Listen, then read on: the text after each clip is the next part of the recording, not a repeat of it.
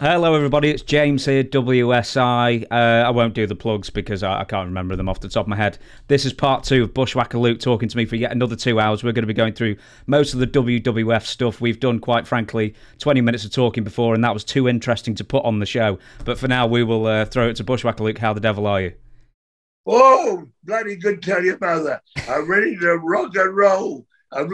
Since I've been on the road here, it's been road story after road story. So my voice is a bit rough this morning. This guy I'm working for hasn't lubricated my throat right, mate. You know, he tried to give me an oil change, mate, but I wouldn't bend over.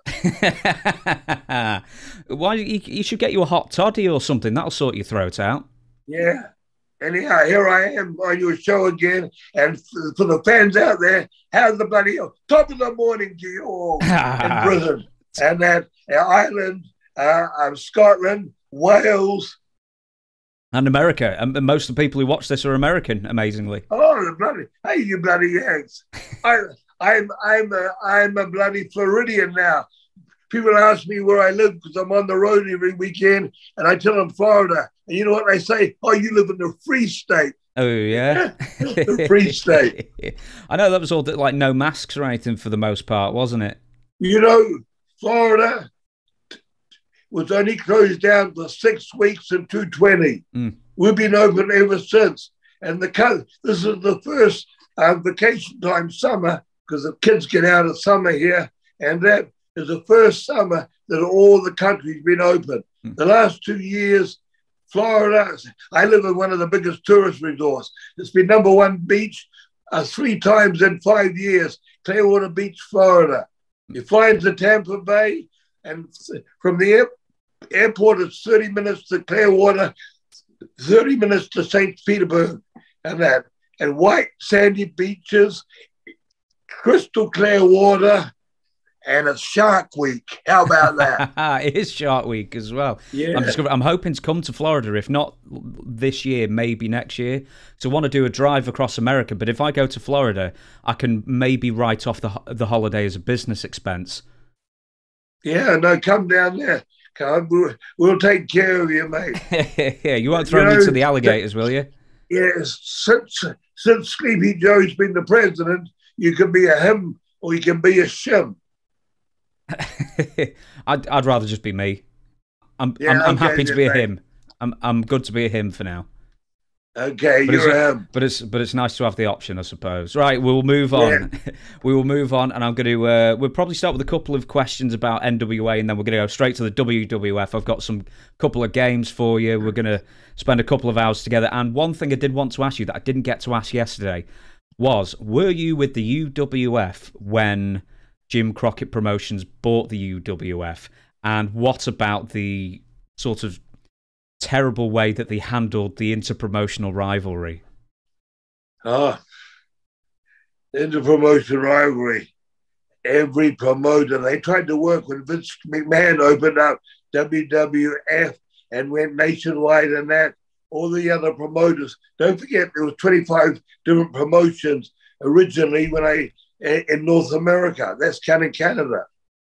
And the 4 big ones or 5 big ones trying to go together to knock Vince off the globe, you know, out of the system. But they all wanted their guys to win. You know, this guy can't do a job, that guy can't do a job. They could never get together. Egos, mate. You know what I mean? Yeah. Pro Wrestling USA, wasn't it? Hence, Vince got stronger. What, do you remember Pro Wrestling USA? That was about 85 or something. It was like the Jarretts and Vern Gagne and a couple of others tried to get together. Bill Watts, the Jarretts, in Charlotte, the Crockett's. There's 4 of them in that. I think 4 major things. Bill Watts, UWF, NWA, Jerry Jarrett, and Vern Gagne. Were you part of it? They were 4 of the biggest territories in the country at the time. Who out of those 4 had the biggest ego and just wanted all their guys? I mean, probably all of them, but who was the most difficult to work with, do you think? Well, I never worked for Vern because they never offered me enough money. And I worked for Crockett. I worked for Jarrett. And Jerry didn't have an ego. He'd been a babyface. Now, Bill Watts had an ego. You know, we haven't started on Bill Watts' territory. Do we ever start on Bill Watts' territory? No, yesterday? I don't think so. Give us some Bill Watts. Give me some Bill Watts. It changed from Mid-South UWF. Bill Watts had Jim Ross as the commentator on all the wrestling shows. As soon as a big guy came into the territory, Jim Ross had a co-host, Bill Watts. And Bill Watts would put the big guy over and put a big over. And then after about 2 months, he'd do a ringside fucking interview, after a match with the guy, and then set up an angle. And then Bill Watts would come out of retirement and fucking work with them. And of course, you know what happened to the guy he was working with? Mm-hmm. After that, it was bye-bye. Bill must have been about 50 towards the end of that run, and was he still beating all the? Was he still on top, basically? Yeah. Hey, we got to drop off now. I'm going back now because you're bringing up things, James. Okay, Hellowig and Sting. Sting. Yeah. I forget, I know them both. They both started, they were from the West Coast. They were bodybuilders. They were trained over there. The tubby guy's bringing me a coffee. Hang on a minute. Anyhow, they were trained over there, and their first territory, they got, I was booking in Puerto Rico at the time, and I got photos and videos of the guys. They looked fucking, 110%. But in the ring, it was minus. They came into Jerry Jarrett's territory. He took them in there, and they couldn't work. They were a tag team, and Jerry Jarrett's territory, it was mainly 220 pounders. You know what I mean? Of course, you had the big guys, a few big guys. The average size was 220 pounds, and they were 270. 260 to 280, right? Hellowig had one of the biggest backs at the time. He was a great body Ultimate Warrior, but when he first started, this was 86. He had a monstrous back, mate, monstrous, because all he did was go in the gym. All he did was with Vince too. He didn't care about wrestling. And that Vince bodybuilding, we'll get to that later anyhow. So they came in to work with Jerry Jarrett, and Jerry Jarrett let them go after about 3 weeks. He told Bill Watts, I got these 2 monsters and that, they're rough around the edges, but Bill Watts saw the size of them and brought them in, right? And started pushing them on TV.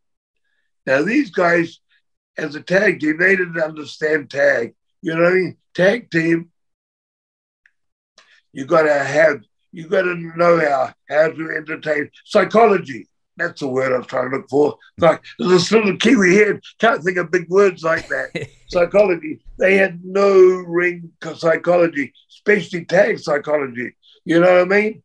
You got to be a well-oiled machine, like the Four Horsemen and the Sheep Herders.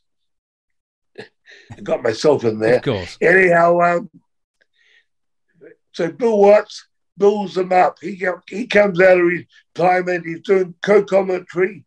Next minute, he's in the ring, and he's got Eddie Gilbert, who's about 210 as his partner. Eddie, one hell of a worker, right? One hell of a worker as his partner, because he's got a young baby face to sell for him to make the big comeback. So I think it was the first match in a tag match, and we're in Jackson, Little Rock, Arkansas, and Bill goes to make the comeback. And then a big man like him now, and he's older. This was 86 and that you feed.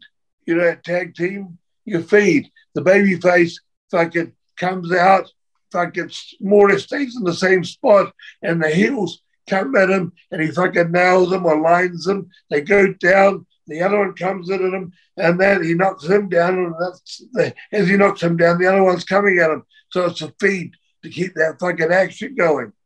These guys didn't know how to feed. Didn't know what. They went down. A heel doesn't sell. He registers. You know what I mean? He goes down, gets up, and he's swinging wildly blind, but he's half groggy. You know what I mean? To keep that fucking comeback up here instead of going south. So these guys didn't know how to feed. The fucking thing went south. Now, Bill Watts was like Ole Anderson, a screamer. You know what I mean? And he wouldn't come back and pull them into the office or anything like that. He would be literally in front of all the boys. So he's back in the dressing room. He comes back into the dressing room. They're already in the dressing room there. And he yells at them, blah, blah, blah. He said, see this hand? When I'm in the ring, you feed me. You got that? He says, you guys remember, this is the hand that writes your fucking check. Right?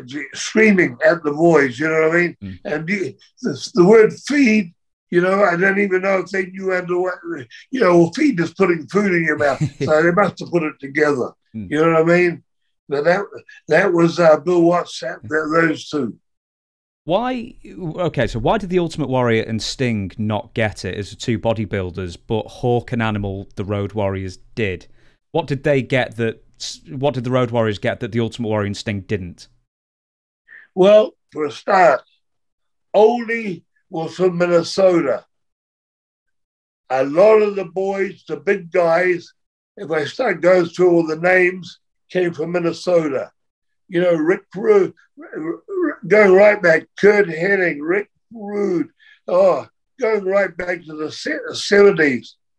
You know, they all, Ray Stevens, you know, they all started in that area, Minnesota. And Vern put a lot of time in training them.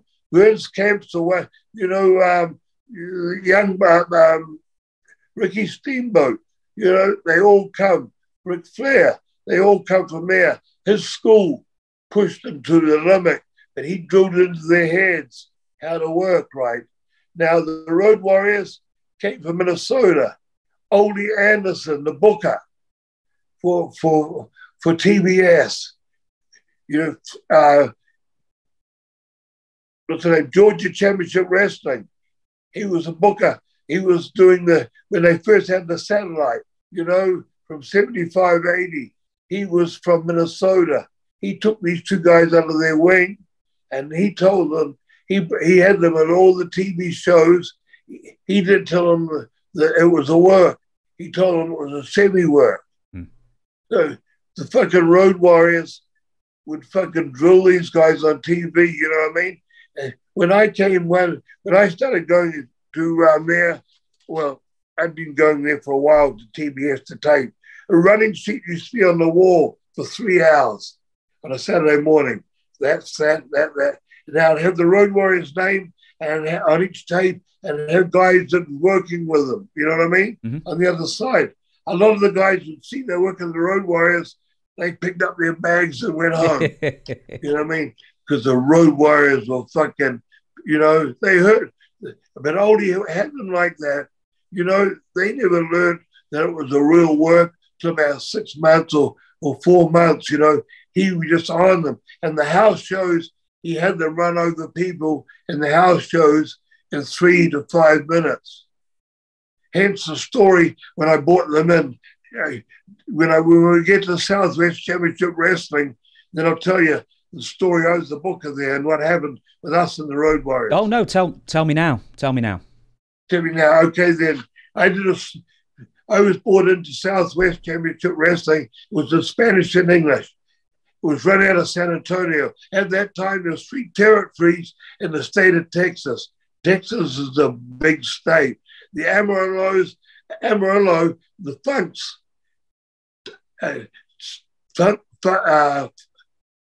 Funk Sr., Dory Sr. was the booker, Terry and Dory Jr., Dick Murdoch, Dusty Rhodes. I started telling you all the names. There's all the top workers there. Then there was there was Fritz von Erich out of Dallas was world class. And out of San Antonio, it was Joe Blanchard. And Joe Blanchard, and all the guys, seniors, they all been great workers in the country. So I was brought into Joe Blanchard's territory. Territory was down. So the first 4 weeks, we did TV. We did TV and that. Then we did a fucking gimmick that we pulled out a coal miners club or used the New Zealand flag and laid out a guy called Bobby Jaggers. And then they sent guy referees out to break it. And we did the same. We laid out all the referees and we kept on Bobby. And Bobby bladed it. He came off the corner with a coal miner's glove on his arm and he jigged his arm, cut it open, and it was white to the bone, and it was white flesh hanging there. Wasn't bleeding, you know? Yeah. It was just wide open. It never bled. But on television, they zoomed in, and you can see this cut about that long and the flesh hanging open. Fucking Joe Blanchard came to the ring, and he says, you guys came to the ring, and he says, about to say, you guys are fired. I pulled him. Joe was all crippled. I don't know whether you knew later. This is Tully Blanchard's father. Yeah. He dragged his right side because that side, the hip was gone, and he'd walk, and he'd be walking like that. As he walked, he'd come up straight, and then he'd drag that leg and bend down as he dragged it when he walked. Anyway, everyone knew him because he'd been a big star there, the 50s, the 60s, 70s, all around the country, you know, not right up north. Anyhow, dragged him down, and we laid him out, and fucking he was laying in the ring, and fucking the people were coming into the ring, and then Tully come out, and we got out of Dodge. You know, Tully made the big. We got out before he got completely to us. So then Tully says, "Don't fire them, Dad. We'll do blah blah blah blah blah, you know, on them and that." So then he started bringing in. I'm the booker. So then he started bringing the teams from all over the country in for a week at a time. We didn't have. Dick Murdoch wasn't there at the time. Manny Fernandez was, but the local guys, but in territory. But we brought in, you know, Dusty and Blackjack Mulligan. Here's Dusty, 280, 300, Blackjack's 350, and every time we'd get out of the ring and make the fighters back to the dressing room. But we got out of Dodge without getting beaten every time. Zambu Express. 2 guys, 350. You know what I mean? And then we brought the Road Warriors in, right? Now, they never gone over, I said, 5 minutes or 3 minutes. And Paul Ellery comes around, and I said, well, I told Paul, you know, you guys are going to be the baby face. He said, we've never been baby faces. We're heels. And we've been on nationwide TV for the last a year. You know what I mean? They've been getting pushed by Oli on that. And I says, well, you'll soon see. He says, I don't think so. So when they came out from the crowd, we came out and everyone was throwing stuff at us because I was a booker there. We were hot. And they come out and the people fucking come unglued. 2 big guys with all the, you know how impressive, when they walk out, they're impressive, right? Match starts. Butcher me to work like 2 foot bulls. Tag, you know, especially with big guys, you know, one of them would start coming back on us, and then it would take the bump down and grab his foot and tag Butch, and then I'd hold his foot so Butch would go up in the second rope, come off with the clothes on his foot and take him down. We double teamed all the time. They weren't used to a tag team being like that. 4 minutes into the match, now, the towns we were running, Fritz was running half of those towns too. He was out of Dallas and we were out of San Antonio. And now we're in Waco, Texas, the town that the big, you know, the preacher had all the thing. the Davian and the FBI come in, and they in the end they had to shoot them all. Remember that big thing? Waco, Texas. Yeah. Not Jeff Jones. David Koresh. Boy, you know your history, right? Anyhow, this is that town, and fucking anyhow, 4 minutes to the man, Hart goes over the road. Fritz is running the same town. Hart goes over the road and pukes out into the crowd. The kid in the front row says, "Look, Dad, just like Kabuki," because Kabuki let out the green mist. He says, "Just like the Kabuki, Dad, but this has got chunks in it." The puke had food, chunks in it.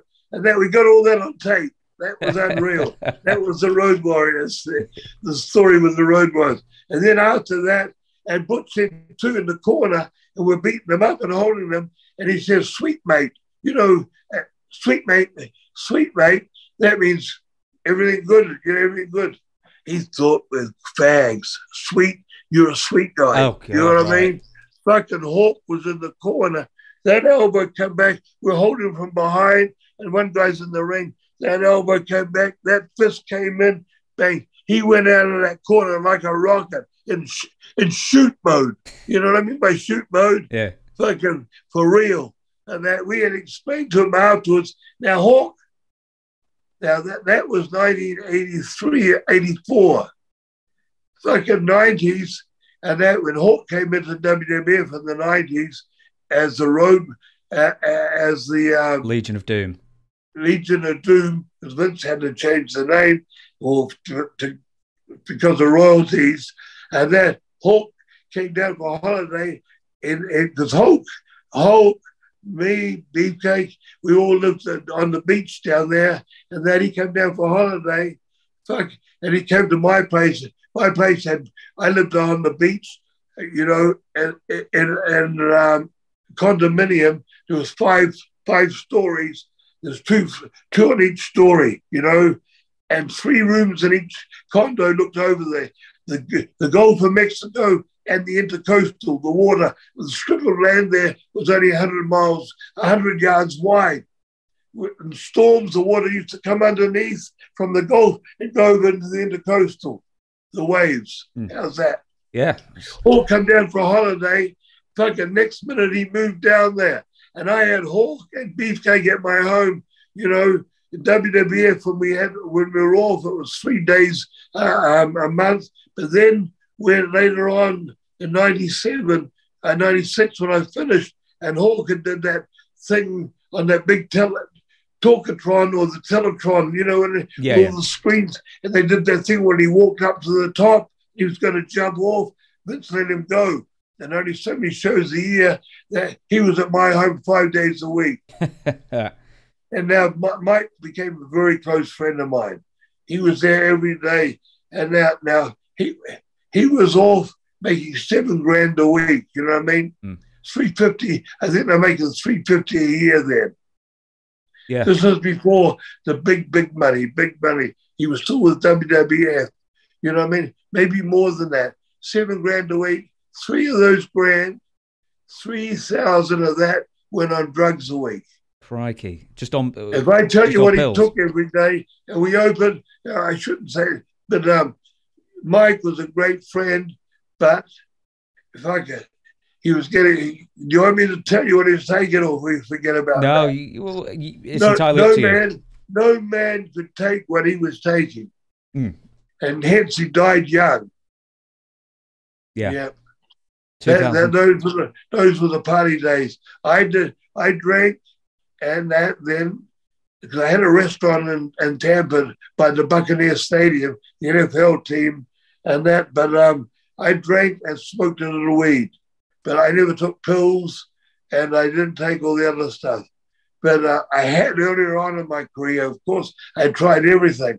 But when in the 70s and early 80s, and that in the 60s, but I never took any of it. But the stuff that went, the list from the morning, we'd go to the gym at 8 or 9 in the morning, and then we'd be on the beach at 10, we'd order breakfast, it'd be delivered to us on the beach. I had two big chili bins, coolers, you know what I mean? You put ice in. One of them, the quart bottles, the quart or the big bottles like that size. I had vodka, Bacardi, and whiskey. Canadian Club. I had a portable blender, and I had all fruit juices, and that was our day on the beach, from fucking 10 o'clock till the sun went down 7 or 8.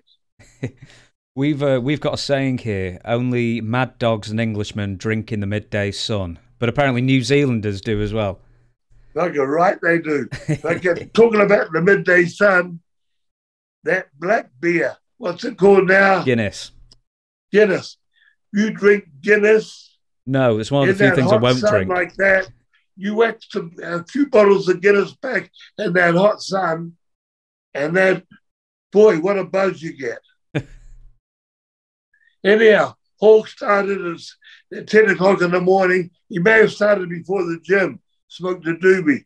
But during the day, it went from that GHB, the powder GHB or the liquid, whatever it was, and then it went to pills, and then the end of the night, and in the grass all day, somas, the death of all those wrestlers. You know, they say all the wrestlers died from steroids and painkillers. It was bullshit. Back in my day on the road, we're on the road 7 days a week. For Vince, we had 3 days off a month. But before I got there, they a lot of times they would go for months without days off. You know what I mean? Yeah. If you wanted to go home, say you work Philadelphia one night, and the next night you work in Dallas, and you live in Nashville, you would get an early plane from Philly to Nashville, so you get there about 10 in the morning, spend the day with the family, get a 4 o'clock plane, and go to Dallas. That's how the guys had home time. Only so many hours during the day. That's how it was. So the guys were taking speed, and then to come down at night, we'd take Halcyon, which is a sleeping pill, or we'd take Valium or Xanax, which are mind drugs. You know what they are, right? Yeah. That is now. Come the 90s, Somas came out. Somas from Mexico, they were a muscle relaxer. So everybody's taking speed and that on the road, and then they're taking Somas. Somas are like fucking 3 Valium, four 10 Valiums. You know what I mean? If you put booze on them, and they work fast and that, and they take you. Now, muscle relaxers slow the heart down. So you're taking speed all the time, and all of a sudden you're dropping these fucking Somas. After 6 months to a year, your heart can't take it. You got it going like that, and then got the brakes going on. That's how all the guys died. All those deaths in the 90s, 2000, 2010, that's all from, they say, steroids and painkillers. Bullshit. Yeah, absolutely right. And speaking of which, we're actually going to go to the WWF now, which in a sense, the schedule contributed to a lot of the people having to rely on all these drugs to continue in the job. But we'll go off drugs, and I'm going to tell you this, or tell you what I've heard, is that Dynamite Kid claims in his book that you went to him asking for jobs in the WWF. Is that true? I went to him asking for a job in WWF? That's what the Dynamite Kid said in his book, yes. No. Okay. I didn't know. See, when Vince fired him over a situation with Raymond Rougeau, and they fired the Bulldogs, they were looking for another British group. And New Zealand is under the Queen, God save her. And that's how I got the phone call. As soon as they were fired, within 2 weeks, I got a phone call from Pat Patterson, which we'll get into later. And that, Tommy, he wrote 2 weeks, we nicknamed him, because the first time I saw him, because when I was in Calgary, all the heels were 300 pounds, 280, 270 to 350, the heels, and that. You know what I mean? We were the smallest heels in the territory. After Archie Goldie and Mongol and Stomper left, we were more or less go up to Stu's place and work out the program. we never had any big single guy. The tag team were on the top all the time, which was me and Butch, the New Zealand Kiwis, and that. So we were working there. Now we had a month, 6 weeks off in '79, and we came back. And we had 6 weeks in between a Japanese tour and starting in Oregon. And at the start of '79, and I called Stu up to see if we could come in. And we came in, and the dressing room, Butch and me are monsters. Brett had just started working, you know what I mean, about 6 months or a year before. And that he was about 205 pounds. And that fucking Marty with a crooked eye from England. Jones, Marty Jones, he was the top guy, heel there, and Dynamite Kid now was a baby face. You know what I mean? Yeah. And I never seen a guy. I looked at them in the dressing room and they're all British guys. It was a British invasion. We were monsters. So I walked out the arena and the fucking arena was jam-packed. The last match is Marty Jones against Dynamite Kid. Then I saw that match and I said, no wonder the match. It's the first time I see guys, apart from Jimmy Snuka, coming off the top of a cage onto a guy right over the other side of the ring. You know, the headbutt he used to do, which Benoit followed. Mm-hmm. And that, the Dynamite Kid, we called him the Rocket. He wrote in the book about us, his nickname from us, because that time we came in, Stu put us with Dynamite Kid in the 6-mans, and we worked with the Hart family all around the territory for 6 weeks. Hence, Edmonton and Calgary, Stu put himself in the match, and it's the first time I worked against Stu. That was my meeting. That was my meeting with Dynamite Kid, and we were on the road. John Foley, one of the old shooters from Wigham, he was there as a manager, and boy, Tommy, Davey was a year later coming in there. Dynamite ribbed fucking John Foley. He kept him drunk and pilled up. He didn't know he was on pills. Dynamite fucking ribbed him 24/7. I guess you've heard a lot of John Foley ribs, right? Do you know, I've heard more Dynamite Kid ribs, but give me a John Foley rib. No. John Foley, Dynamite ribs on John Foley. Oh, that's what I meant. No, not many. No, give me one. Okay, then John Foley used, he was put over as $1 million, a wealthy manager with millions and millions of that. He would be in the bar at 9 or 10 in the morning, drinking, and then go to the show and that. And by the time he drank after the show, go back to his room, the Coke machine in the hallway would be in front of his hotel room door. And you know how big they are, right? Dynamite would get someone else to help him to put it there. Or Dynamite had got in the room and taken the bed, the mattress off the bed and put it in the bathtub and filled the bath up with water. And then if he went to sleep in the car, he would drop a halcyon in his drink, the sleeping pool, shave his eyebrows off, and use blue dye. You know, the one, a lot of older women use a bluish dye. Oh, yeah, the blue dye his fucking hair. Because he'd be passed out. Long trips from Regina back to Calgary was 550 miles. You know, that was a 10-hour trip. The 9-hour trip. They used to pull up John Foley and dye his hair on that trip, while he's out. Do all that, mate. Dynamite didn't stop. I think of all the ribs I've heard over the years, he certainly didn't stop, and one of the crueler ribbers out there. We'll move off from Dynamite, and I will ask you, so if Dynamite didn't bring you in or recommend you, Pat Patterson brings you when you're in the NWA, WCW, brings you over, they want a new Commonwealth team to replace the British Bulldogs. Talk about the process of why the Sheep Herders style disappeared completely and the Bushwhackers were born. Can I start from the phone call, mate? Please. I'm in the gym in Columbus, Ohio, and that I never worked on my drum, my belly. Butch always did the end of the workout, he'd do 15 minutes, 10 minutes on his drum, right? I went out to the phone booth. No, this is in the 88. And then I went out there and to the phone booth, because there's no portable phones around at that time in the States, and dialed my home and picked up my messages. There was a guy called Pat there. Pat, this is Pat here. Can you give me a call back at this number? This is Saturday morning. Right? So I call this number and Pat answers, and then all of a sudden, a guy wants to talk to you. The next minute I was on speakerphone, of course, and a guy said, "G'day, Kiwi." This is this big man here. I'd been sending fucking tapes, going right back before VHS, the Betamax. You ever heard of Betamax? Yeah, I have, yeah.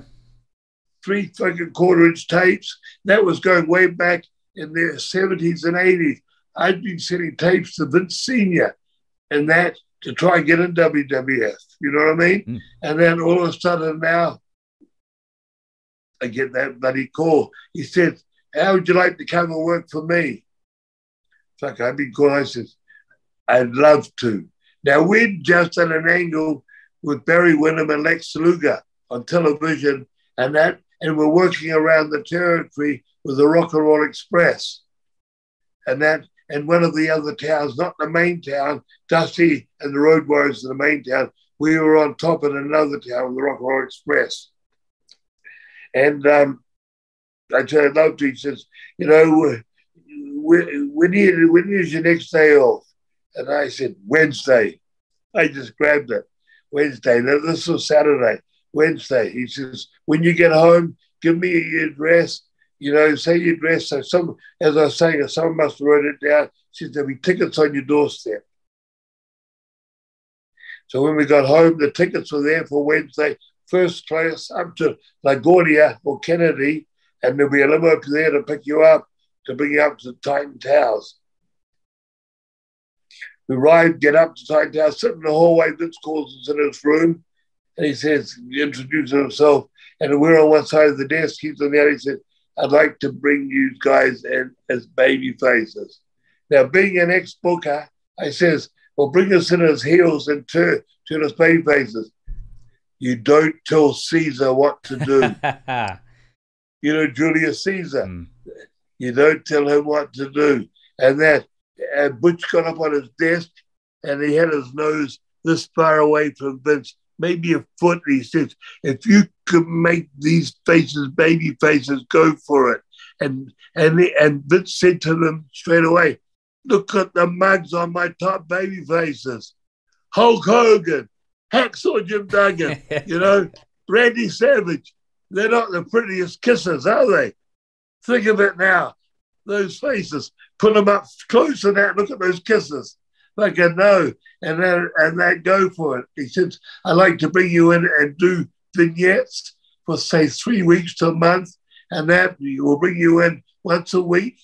We'll shoot for a day, maybe 3 or 4, and we'll start putting on all our television. Now, he had USA Network then.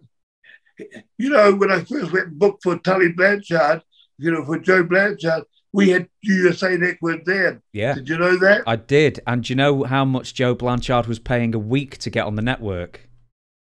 Was it $5? $7,000 a week they were paying to be on the USA Network. And that's why, and you'll be able to tell me this then, I believe that Joe Blanchard got thrown off USA because of a particularly bloody angle between two wrestlers, and USA... I will tell you that angle, the horse angle. Go on then. Now we're going to finish with the Vince. Oh, go on then. I'll do the introduction to WWF. So they threw us up and we did all these vignettes. And we were lucky. At that time, Crocodile Dundee 2 had just come out and the people were onto that. The people in America loved Crocodile Dundee 1 and now they're all flocking to that movie. Here's a guy from down under was saying, the guy told me where to go. You know what I mean? Down under, you tell you where to go. You're telling the guy to go to hell. You know what I mean? And different lines and that. Cars drove on the side, different sides of the streets. You know, we never seen drink machines and that sort of stuff. And we go to see a drink machine and Butcher's shaking it to get a drink. And the person comes along and says, you got to put money in here. And that's, so I put money in and the thing popped up and fuck, this is fucking great. You know, we made out, we never seen it. And then the can come out, how do you open it? And we're trying to get the can open. Then I pulled my teeth out and popped the can with my teeth. Did fucking, and that, going into to buy Mum a present for her birthday, we went into an adult store. And there's all those see-through negligees and that. And Butchers grabs one, a little top, and that, and the panties, and put, you know, and see through, and puts his head up. He says, Mum will look great in this. At 280 pounds will look great in this. He's got his head up the middle looking through. We did shit like that, you know what I mean? Did you never get to the B-Day? Because that would have been a perfect one for Crocodile Dundee as a reference. No. Oh, you should have done. Anyhow, we did the one, we went into a diner, and the waitress come and she asked us what we like, and I ordered one side of the menu, and Butch said, well, Luke, if you're going to eat that, I'm going to order the other side. Next minute, the table, there's food all over the table, plates, maybe for 10 people, all over the table, big table for 4. And then, we need some drinks too, Butch in it. And then he looks at the food like that, and he grabs a knife and fork. He says, we won't be needing these. And he throws them over his shoulder and starts going through all the plates. But it was a mess. And at the end, when we get there, there's food all over the table, all over our things. In the end, we went to think, and I come up behind and I belched a big one. I don't know how I did it, but I let out a big belch all over the vignette. These are the vignettes we're doing. Yeah, good. We did these vignettes, and then we started doing the house shows. But I was going to go back. I brought out something else, and you said, tell us about this. What were we talking about? Oh, it was. I'll tell you what. I'll bring that up a bit later. I want to ask you this first, though. Is where did the dance come from? Where did the march come from? No. Every agent, when we started the house shows, every agent was getting us to come. Fucking George Steele was getting us to come up.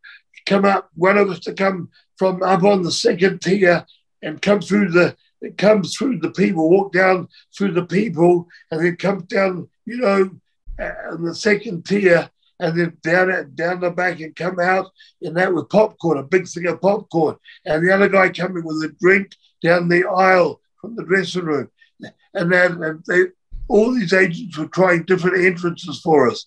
Now, that's the worst thing you could do, because you got some of the audience looking this way, other the audience looking that way. You know what I mean? So in the end, we told them we've got to both come together for one focus. And when we were heels, and that when we were drop kicked out of the ring, and that where the steel rails are, we used to swing our arms up and go, whoa, yay, to scare the people. Yay, whoa. And Butch says, let's fucking start swinging our arms up with a march, going to the ring. And I says, Butch, my shoulders are fucked. I can't swing my arms like that going to the ring. He says to me, he put his face around to mine, you want to make money? That's the arm swinging. And then we did that. As babyfaces, we did that. People coming and lean over to shake our hands there. Butch would lean over and rub their heads. And next minute, he was licking their heads. Now, you know, you saw me do it too. I always put my hand on their head and lick the back of my hand. Because we did this for years. And it got over the march behind the marching. In the NFL on a Sunday, guys would go over the end zone for a touchdown, and then they would do the march, the Bushwhacker march in the end zone. That's how strong it got over, mate. I was going to. Now that's how that gimmick got over. I was going to ask this, but maybe you could answer for Butch. Is which town had the worst tasting people? Yeah, you have to ask Butch about that, mate. And I hope to have Butch. You know, I'm trying to hook him up with podcasts and all that, but he doesn't return it. But I hope to have Butch next year. We could have got him. I've used WhatsApp and done a lot of stuff with the two of us, with a guy doing a podcast. But next year, he's supposed to come over every year, and then we had COVID, and now this year, New Zealand was the last place to open up. You know, they only opened up 6 weeks ago. Australia opened up 3 months ago. So next year, this time, January, March, he's going to come over there. So maybe we get together and do a joint. Yeah, absolutely. I mean, and we're coming over too for the guy for Liverpool. The guy does a big show every year in Liverpool. You know, you want to be with friends and wrestlers. Yeah, I didn't even know that was happening until a few days beforehand, and I was in Croatia when it happened, so I never got to go. He's done it twice. He's done it twice now. The guy in Liverpool. Yeah, he brought loads of people over. I think like Trish Stratus was there and Bradshaw was there and stuff. So yeah, loads. He brought 20 to 25 guys from the States each time. I think that'll be a good time. I might have to horn in on that and try and get some interviews next time everybody's over in Liverpool. I know. He's a great guy too. I know him. I talked to him, you know, on the phone, and that because he's wanting to bring us over. Even he's willing to fly Butch up first class from New Zealand up to England to do it. You know. So he's got some money as well behind him then. He does all the bloody Comic Cons around the state, around England, does he? Wales, Ireland, and he does some stuff in Germany and stuff, France. I'll tell you what, I'll be after him then. I'll see if I can't get some interviews out of that as well and do some promotion. You're going to ride me afterwards. I'm going to give you a luchalibre.com. I'm going to give you Michael's thing with the 21 million people, and I'll give you his infos too. Nice one. I'll take you up on that. Before we, because we're going to have a rest in about 10 minutes or so for our halfway point. And what am I going to ask you here? Actually, someone on my YouTube board asked me to ask you this question. You were really over with the kids. The dance was over. You know, you were great characters immediately on television. What were the quarterly checks like for the dolls and the games and the shirts and the hats and everything? How much money were you making just on the royalties of merch? I go, okay, mate. You know, when Vince changes your name, we got 1% of the net, 1%, and that was split between us, 0.5% each. Now, when I was in WWE, my royalty checks, a good one, a quarterly one, I think would be 15 or 20 grand. You know, 15. But since then, since you started that Y2K games, you know, I've had quarterly checks of 30, 35 quarterly checks. Do you not every quarter, you know, when especially if the game comes out for say 223. I just re-signed this February. Funny part is it's a 5-year contract, a legend contract, and really in the small print, right at the end, there's a 1-year rollover. So they can cancel it whenever they want, really? No. Oh. The 1-year rollover, they got you for 6 years. Oh. Anyhow, you know, so you usually get the Christmas check because the things come out early in the games, and then the next check, the ones that are really the best check, you know, the December check at the end of the year, and then the end of March check. They're the best. Someone has asked me to also ask this, right? Apparently it was at WrestleMania 5. You're facing the Rougeau brothers, the fabulous Rougeau brothers. And during the match, you apparently jostle Ray's crotch and go and do something like that. I actually get body slams. He picks me up to body slam me, and usually put your hand on the thigh, you know what I mean? Yeah. To help push up. my actually hair went on as Christmas crackers. His Christmas crackers, his neck is Niagara Falls. With my hair, I just went there. I didn't even realize they did it until people showed me it later. I never did that on purpose, but that's showing still to today. Someone puts it up on Facebook. So, right, so I think the word went around. The word went around I was gay for him. Well, everyone assumed that it was a prank that you were playing on him. No, I didn't realize they did it, mate. But now we make it into a prank. And another thing too, you know, in our career with Vince was always trying to refresh our thing, and he come up and we wore the big ticky, you know, the ticky around our neck, you know, the marrying him around our neck, and we did the hongi. You know, we never did the haka comedy. We did the hongi. Hongi is a greeting, a Maori Polynesian greeting where you rub noses. And people thought that there was two trains of thought on us. People thought that we were gay from rubbing noses, and other people thought we were doing a strongman, we're headbutting. People would come up to that and try to headbutt us. Oh, God. When they met us. You know what I mean? Instead of shaking hands, they went to headbutt us. Fuck, we stopped that. That was fucking, these people were fucking, these marks were fucking, you know, like this. Give it that bloody head and you'd feel a bit dizzy.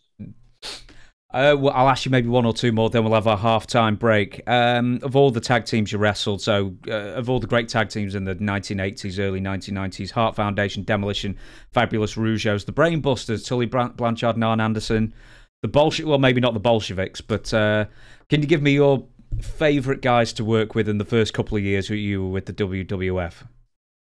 The Rougeau were great workers, but Jock, Jock always had Raymond work with you. You know, he'd do anything. But Jock, it was his way or the highway. You know what I mean? He hated doing jobs. You heard of that, I guess. You know what I mean? Yeah. I've interviewed him. He's never mentioned that he hated doing jobs. I know. But when he say that, to the boys knew, they always told you, you know, he's a bit different than Raymond, than working. You know, they haven't talked together for 10 years. Yeah, I don't even know what the fallout's about.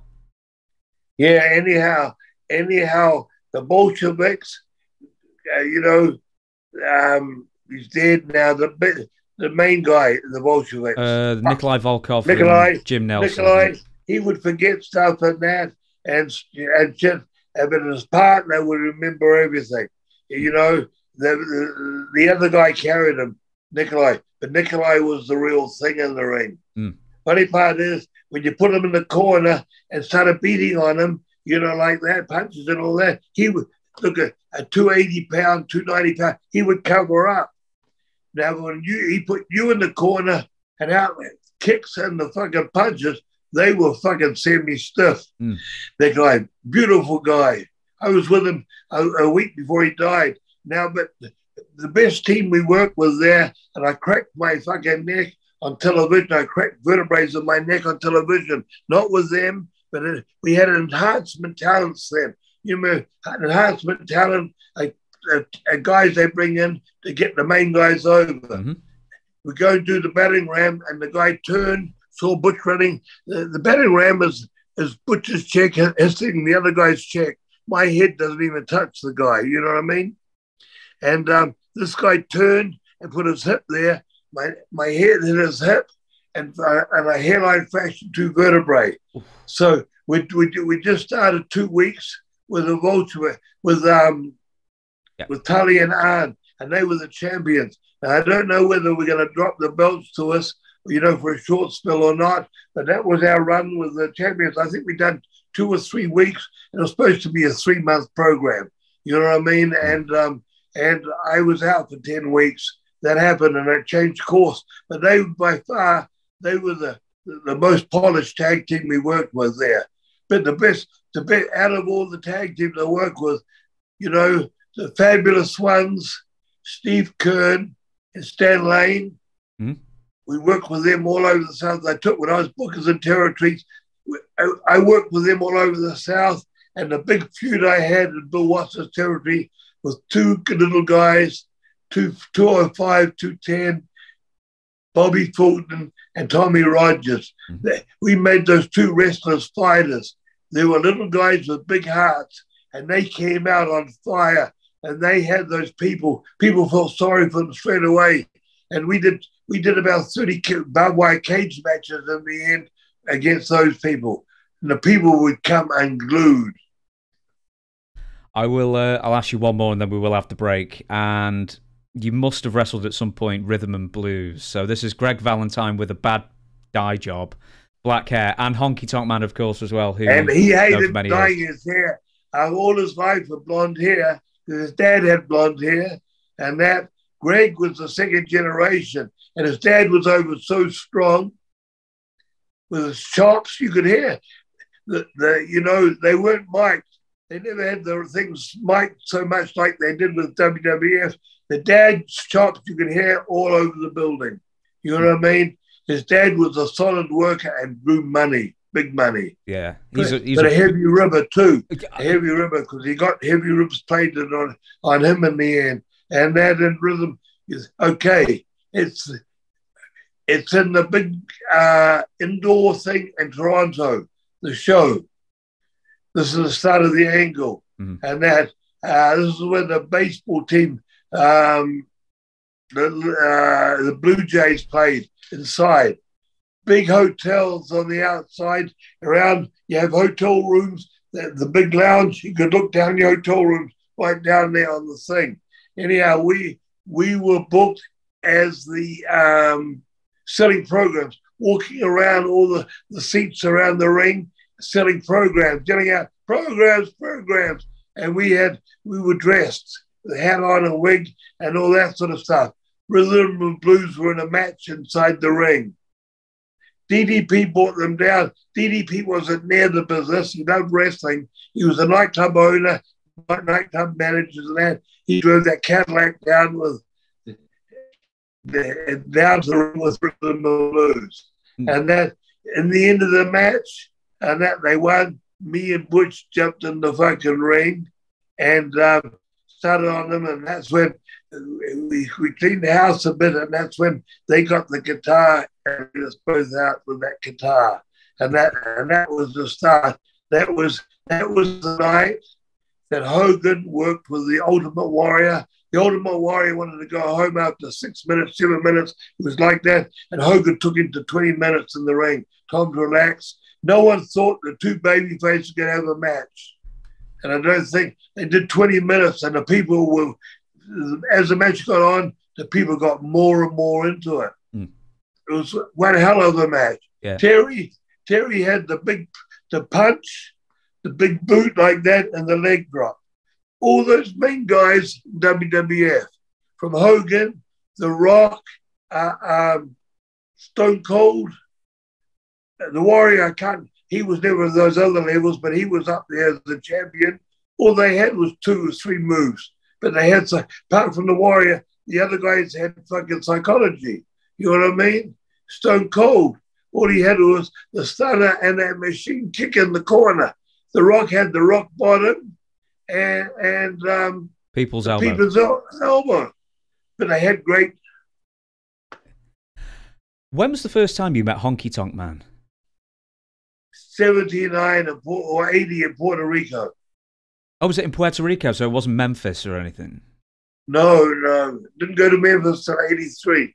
And I booked Honky back in Puerto Rico in 83, but I met him in Puerto Rico 79. I think I told you that Puerto Rico opened up. Carlos and Jovic opened up in 75.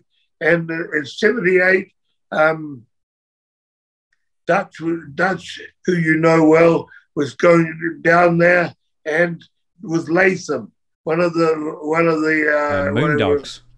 Moondogs, and something happened, and Latham didn't go, and they shot down Punk Rock Wayne Farris. They called him another name. Wayne was Punk Rock Wayne Farris at the time, but they changed his name to another name and tagged him up. Always asked Honky about him and Dutch. They drew fucking big money, big money. and Dutch hated cutting, and fucking Honky had to cut all the time because Puerto Rico every night is juice, juice, juice. You know what I mean? Was Honky Tonk Man, Wayne Ferris, was he always just a heat machine? Was he always great at generating crowd antipathy? Yeah. Well, the last year was, mate, he started in the era in the 70s where he started on the bottom in the Tennessee, and he worked against great workers. Tennessee had, before Jared had it, it was another guy, I forget the name, and that his son became a wrestler on that. But they always had great workers through there. The Fargo, I can't remember the names, but great workers, in the 70s. And he worked with great workers, and he groomed them as a young guy. But he's a cousin of Jerry Lawler. I don't know whether you knew that. Mm-hmm. And I can't mention Honky without mentioning Greg, because it's rhythm and blues. Is Greg Valentine just the easiest person to get along with in the world? Oh, the Turtle. You've heard him called that? No, I've not, no. Because he's slow moving, and when you talk to him, there's always, you wait for the words to come out of his mouth, you know what I mean? Before he starts talking, and that, because he's thinking, Greg is easy. I lived on the water, and then I said the land was 100 yards wide. As soon as I crossed the bridge, I could be at his home in 2 minutes. He was 2 minutes down the road there, and they had his wife, I forget his wife, Julie. They had those Asian pigs, house pigs inside. One of those pigs. You knock on the door, and fucking, he comes to the door would open, and there's Julie or Greg and the pig right beside them. I used to hear Greg used to get up at night, come downstairs to go in the fridge to eat, and that. The pig, soon as he heard Greg get up in the night, when he got to the fridge, the pig was waiting there at the fridge. Crazy, huh? Yeah. Did those elbows, they always look like they just killed you. Was he just a great worker, or did he really kill you? The word was firm. Firm. Those chops, you ever see his hand? The fingers are short like that, but the fucking fingers are that round. You know what I mean? Fucking that round. And those chops, boy. Flair and him used to started at 30 minutes. They went 60 minutes. They went 90-minute matches, night after night around the territory. You know what I mean? And their chests were covered from chops. Because, woo! And always was a chop master. And Greg, through his dad, and in the Carolinas, the Valentines were known for chops. The chop matches, well known in history, was Wahoo and Johnny Valentine, Wahoo and Greg, because he works in different generations, Wahoo. But his chops and Flair, they were fucking the chop. You could hear them around the arenas. We will, I'll tell you what, from there, we're going to take a quick break so Luke can do what he's got to do, and we'll be back in a few minutes for the second half of the show. And we're back, and for this second half, I'm going to be doing a couple of games with Luke, and the first one I'm going to call Name Association. So I'm going to give you some sentences, some descriptions of somebody, and you tell me who best suits that description. Okay, you ready? I'm ready, mate. All right, let's do it then. The first one is the last man standing at the bar. You can say anybody from any wrestling promotion. Ric Flair. A lot of people say that, but he never actually drank that much, did he? I heard, no. He drank bullshit, He'd pay the barman to make sure that they gave him the drinks and it wasn't the real McCoy. And over the shoulder. No. You'd pay the barman before the show. You always put my one on the trade last and that, but give me a watered down model. Good for him. Next one is funniest person in the locker room. Oh, shit. Hawk, the Road Warrior, was very funny. Mm-hmm. He was very funny. Brad Armstrong, believe it or not, a great worker. And that on television, he was quiet. You know what I mean? As interviews and everything. But in the dressing room, he was a different man. Every single person I interview, almost to a man, says Brad Armstrong. The next one is biggest bully. I wasn't around any biggest bullies, but I heard Vader was. Vader was a big bully. Did you ever hear that? Yeah, I've heard that before. I've been given that name before.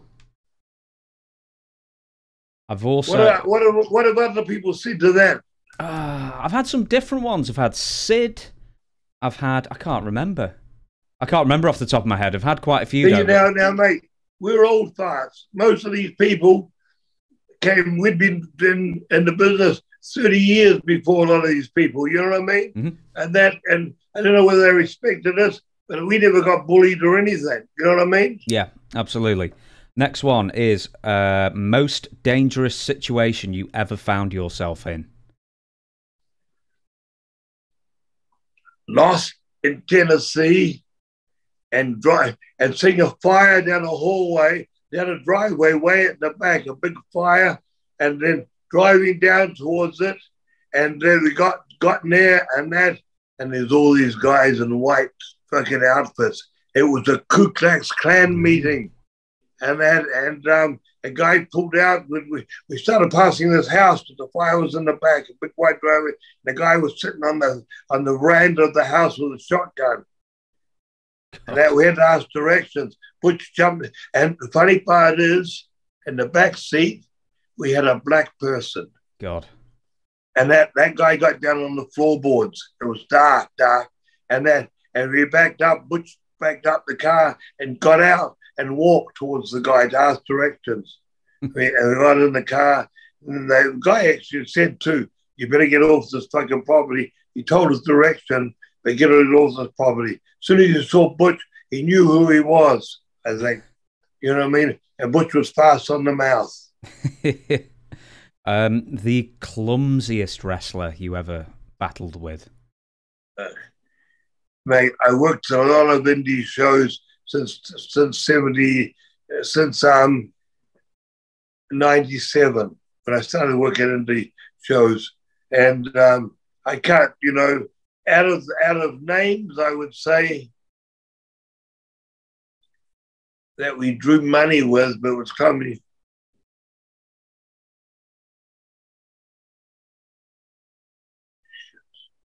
You got me stunned there, mate, because we work with good workers most of the time, you know what I mean?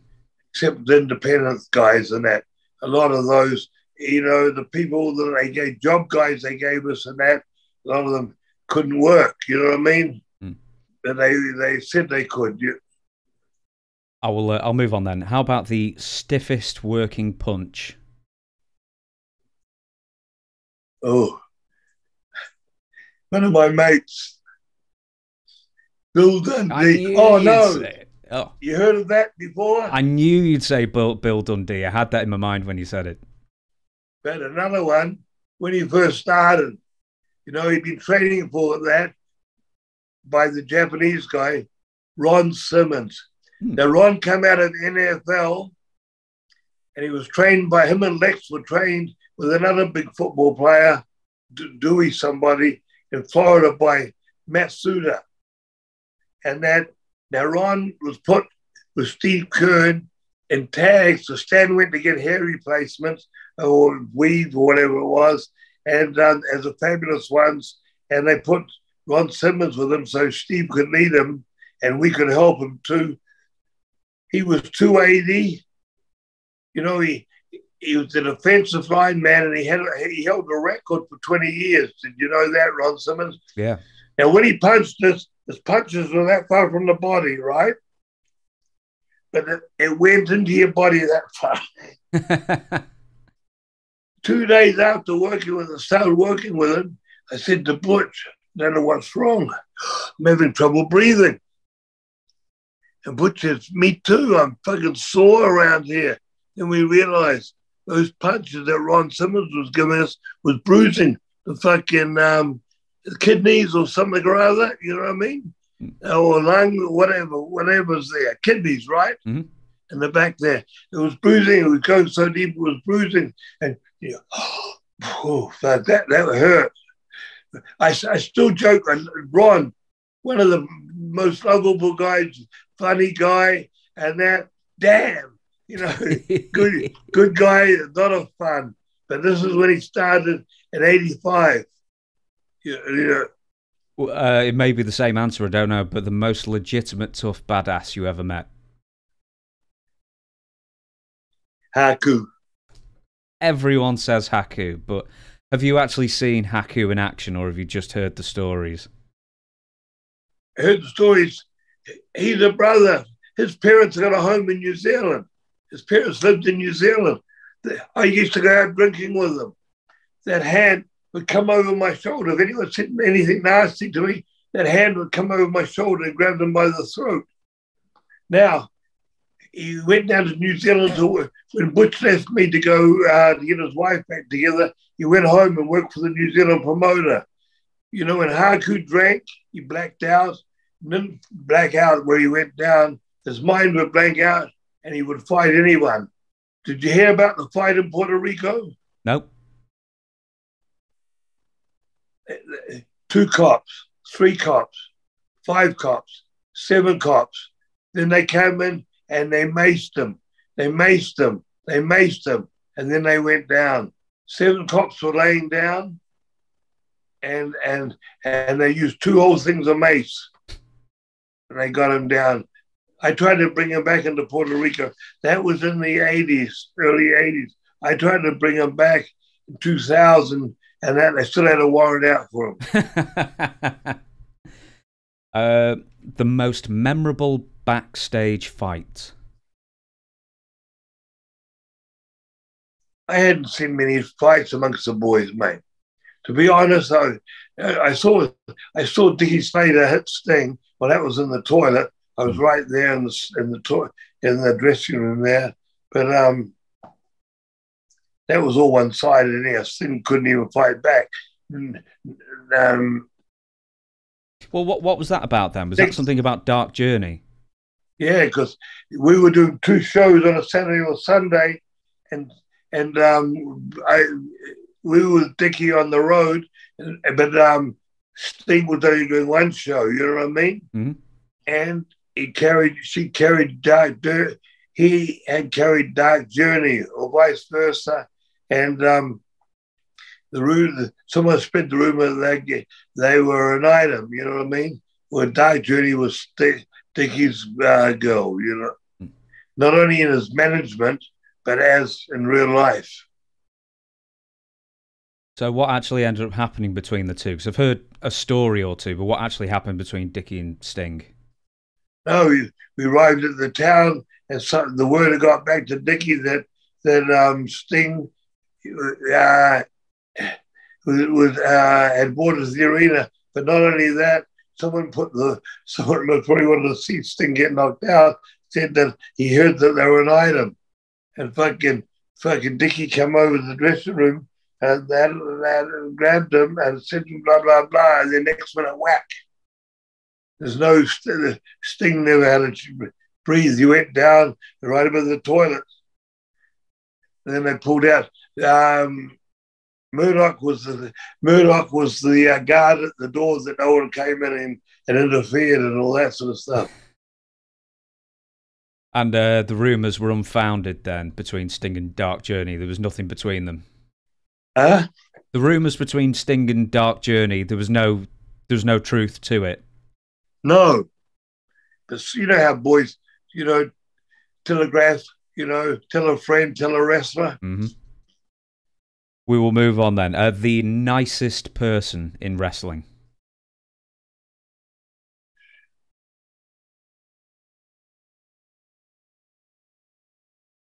So many nice people, mate. I've met so many nice people. Honest. That's to me, a person who is honest and got a good reputation. So nice, Steve Kern, what a guy, Skinner, mm-hmm. Fabulous Ones, Skinner, whatever the names are. I've known Steve since the late 70s when I first went to Appalachian Championship Wrestling. But so many good guys. Like Hawk had a heart of gold, the Road Warrior. You know what I mean? Mm-hmm. Heart of gold. The greatest ribber. Greatest ribber. Well, it's hard. Dynamite and Davey Boy were a fucking faction. They were great together. The Hart family, you know, Smith and Dean. Yeah, Owen was a good ribber, but his were harmless ribs. You know what I mean? Mm-hmm. Harmless, funny, but harmless. But real ribs. Oh boy, there's no mercy. Dean and Smith. And Smith, there was no mercy in those ribs. No mercy. The best cribbage player.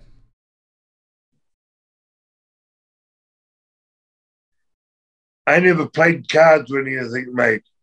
But I'd say one of the better ones who played all the time, maybe Andre the Giant or he used to run towns. Arnie Skoland. Arnold Skoland. There you are. Mm-hmm. I had a feeling. As a lot of people said that. I had a feeling that one might have come up. Let's have a look. I'll give you a couple more, then we'll move on. So, the territory with the most eager ladies. Oregon for a start. Really? Up in the Northwest, Pacific Northwest Oregon. There was woman galore there, right? Mm. All the towns. There was not much. And here's another one. Memphis. You heard of Memphis? Mm-hmm. So, you know, you used to a town right outside Memphis on Friday night, maybe in Arkansas or somewhere like that, Mississippi. And then the girls then you go to a hotel in Memphis, drive into the hotel in Memphis on Friday night because you're at the TV studios at 8 o'clock in the morning in Memphis. So Memphis was big. Florida, going back to the 70s. See, to the boys, the worst thing was the new generation started carting the rats around and falling in love with them. You know what I mean? The older generation had a good time with them and handed them to their friends. Mm. They shared the love. They shared the love. Florida was a big place for sharing the love, you know, and Memphis and that. But then, you know, the boys, and same happened with female wrestlers. No one fucking, you know, the boys never touched the female wrestlers. You know, they were their own entity. And that now the boys marry them. Yeah. I'll give you probably two more then. The most miserable wrestler in the locker room who just always had a frown.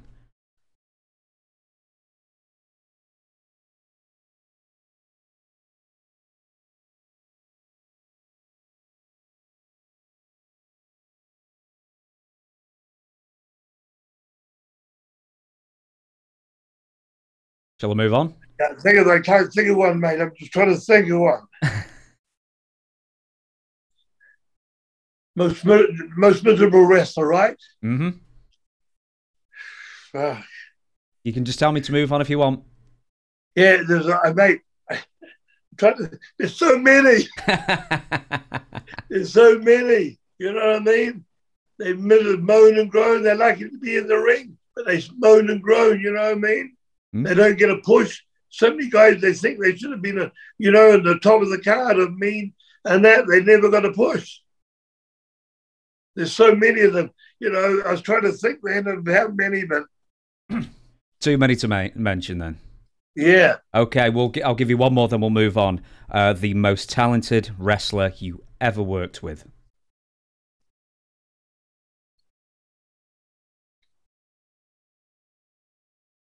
As in a tag team. Could be anyone. I'd say Tully and Arn as a combination were a machine. You know what I mean? Mm-hmm. Steve Kern and Dennis Condrey. They were a great, not Steve Kern, Bobby Eaton. Mm. The One of Midnights. the best, Bobby Eaton, one of the best unknown talents. You know what I mean? As a tag team, Bobby Eaton and Dennis Condrey, and then Bob and Brad Armstrong.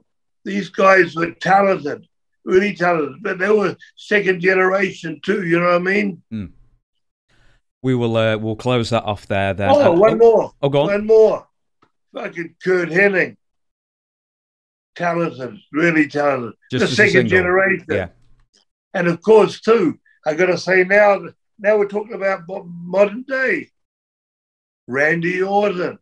Really? Third generation.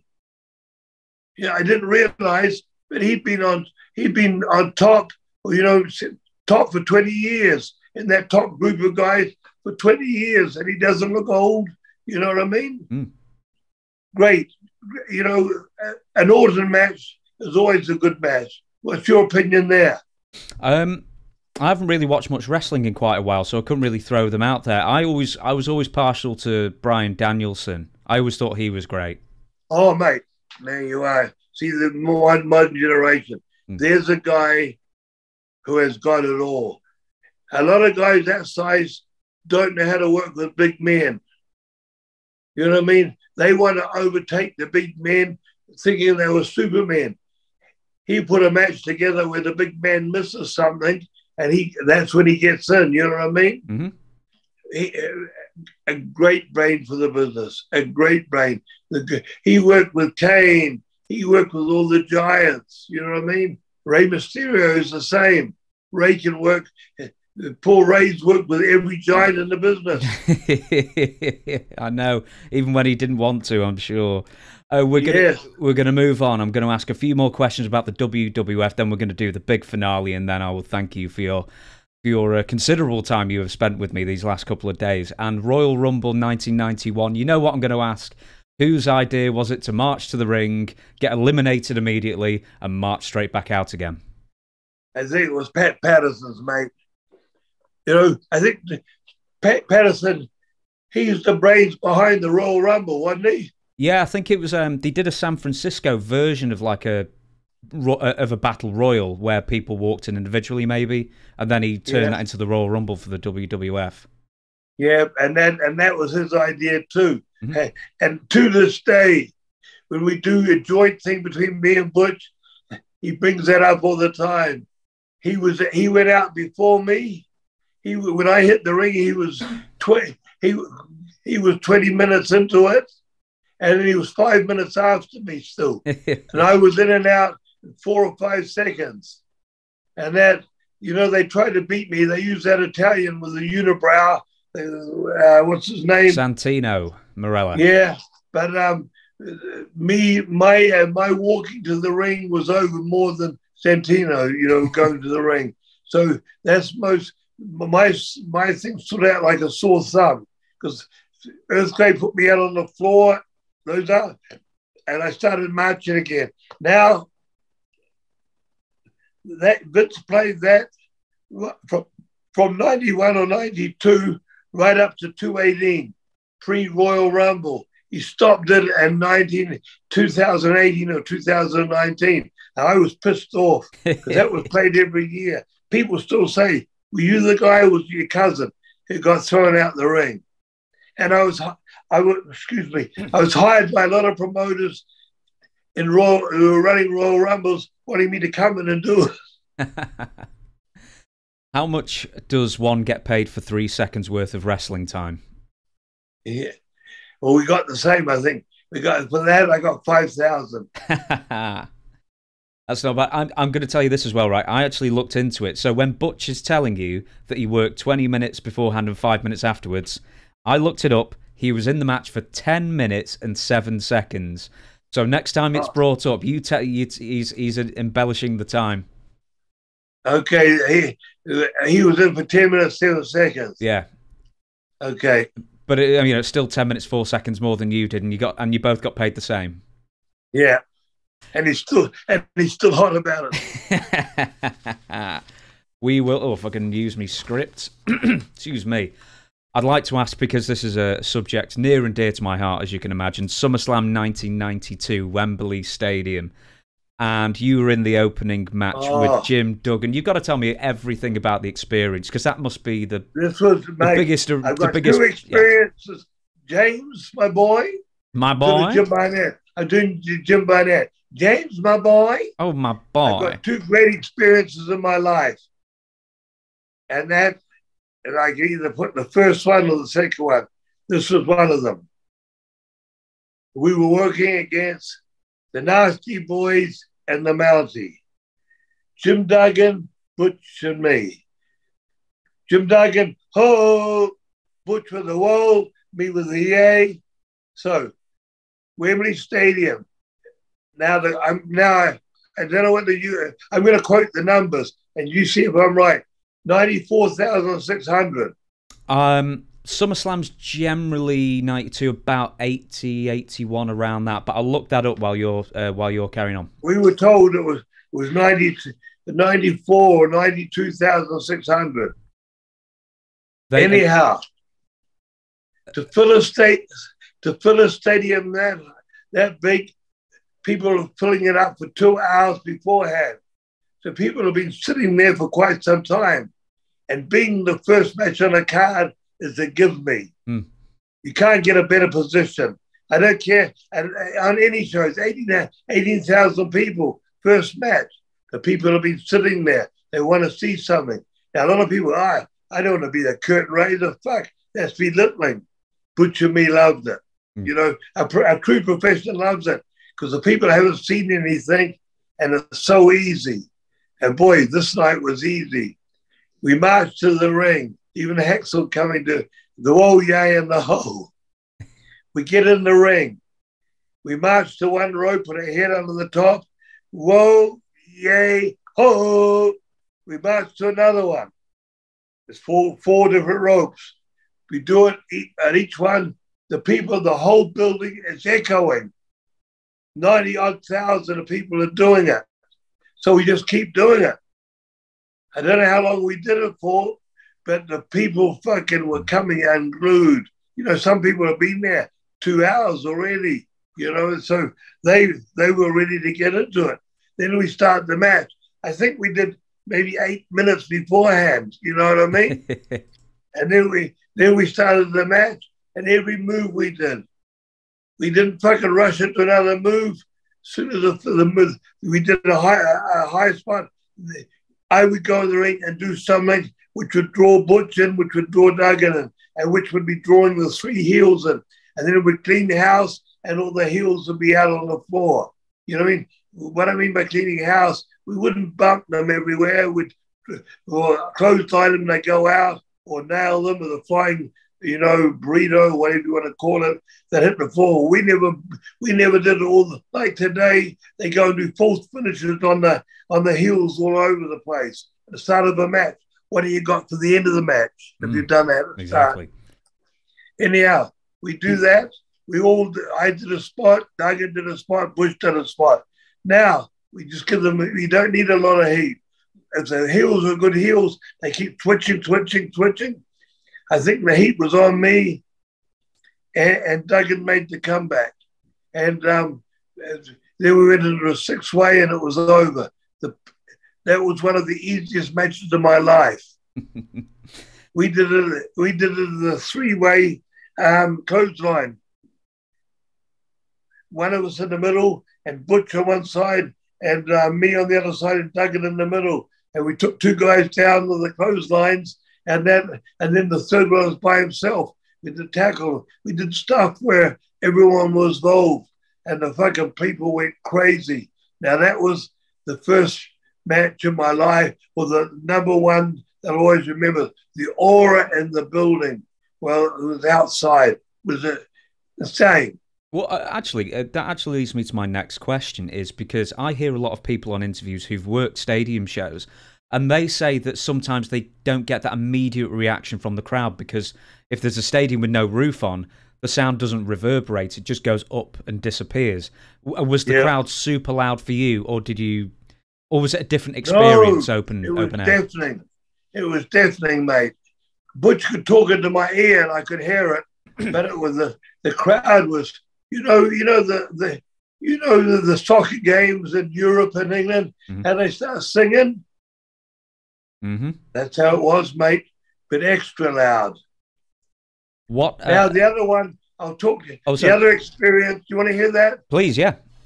In the 80s, where WrestleMania was running wild, Hulk Hogan was running wild, we're in MSG, Madison Square Garden. And the last match is a battle royal. And the last man out there for the battle royal was Hulk Hogan. You know Hogan's song, something about America? Yeah, Real American. Yeah. He comes out through those curtains, coming to that ring in Madison Square Gardens. The fucking noise. This was in the 80s, mate. The noise was insane. Butch put his mouth up to my ear and talked. I couldn't hear him. You know what I mean? And that, I think in this, the hair stood on my arms. I've never been in a noise that loud because we're inside building. Madison Square Garden was sold out all the time then. And the fucking noise was fantastic. That was the second highlight of my life. You know, the first, the England, and then this. This was insane. I never been in a place with the noise, because it was an enclosed building, where the noise was so deafening. I don't know how much time you spent with Hulk Hogan maybe before the WWF, but when you got in there in the late 80s to the early 90s, did you spend much time with him, and did he change over time, you know, with the pressures of basically almost holding the entire company up on his shoulders? I think as soon as we came into WWF, we were living in Charlotte, which was the base for NWA. He got me to move to, I lived in Tampa before, over in Tampa, but I never lived on the beaches. Straight away, he liked us from day one, and he said, "You got to come over here to this area." He told me the area and that, and move there. When I first moved over there, I could see I lived on the beach, and he lives in condo on the beach, about 200 to 300 yards down the beach, 250 yards down the beach, and that. And he had boats, but they were on a dock in the Intercoastal, and that. And then, after a year and a half, he bought a home on the Intercoastal. I told you the land where I was 100 yards wide. Down, it got a bit wider down there, maybe 200 yards wide. Anyhow, it was right there.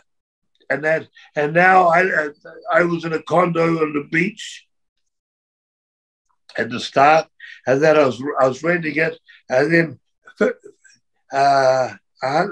50 yards up from my condo, one comes for sale, the fourth floor out of 5 floors, and it had 3 bedrooms looking over the water. And I bought that place, and I moved there good. That's when he had moved inland, so he had a home, and he had docks where he had a cigarette boat, and which was around 36 foot or 30 foot, and he had a